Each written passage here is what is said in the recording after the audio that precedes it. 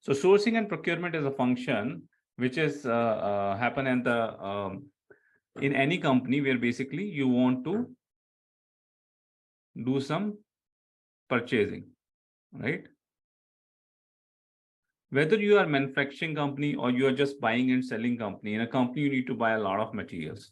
You need to buy a lot of direct materials. You need to buy a lot of indirect materials. You need to do a lot of buying, right? So this sourcing and procurement is related to your buying functionalities in your company.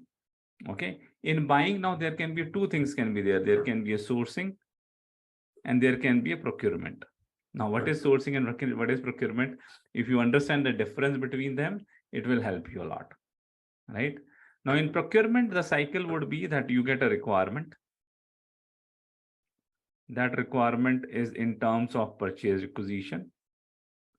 Then this purchase requisition you have converted into the purchase order. You have done the approval done. Send it to the vendor. Vendor has delivered to you. You have done the good receipt.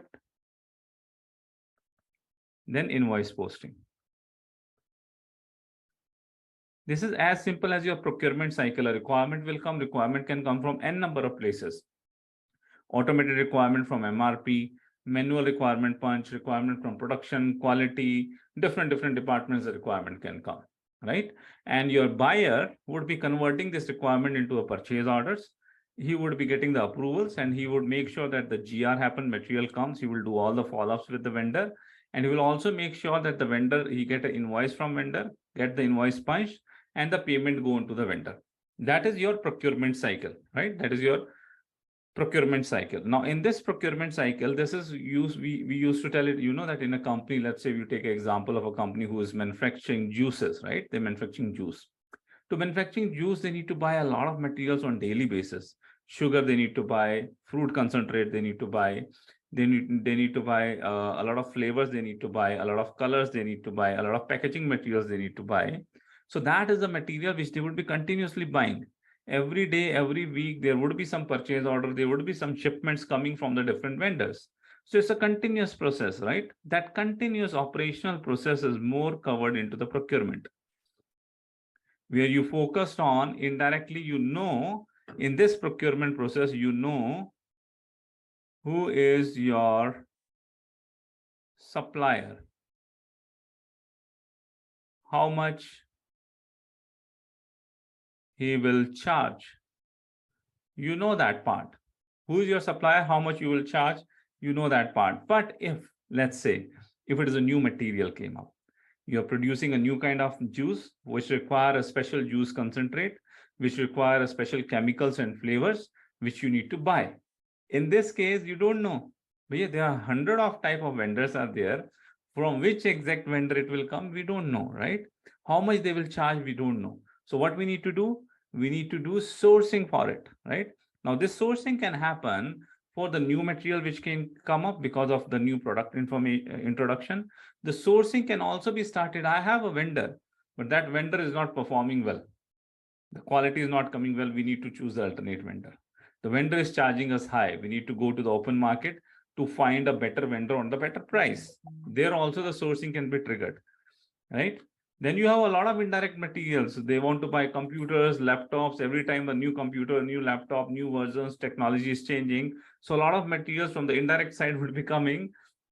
And when the requirement comes, you don't know from which you can buy, or you have so many vendors, you need to select one of the vendor from it.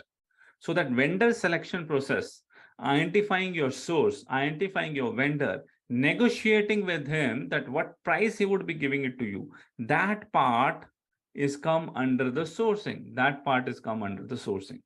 So in sourcing, what you would be focusing on to identify your vendor, to negotiate with your vendor, to define the prices, to have a vendor performance monitored. Or in another word, if you're working into the procurement operation, there's very common word which is used for this department is vendor development. department, vendor development department, okay, or vendor performance department. They would be involved when a new price negotiation need to happen, or when a new contract need to be set it up, when a new supplier need to identify it. Then this sourcing comes into the picture. If you are continuously buying it, your vendor is set, your quota arrangements are set, your prices are set, it will be directly going into the operational processes where you got a purchase requisition. At the purchase requisition level, the vendor can be assigned, or at the buying level, they would be having an option of 1 to buyer, they will select one.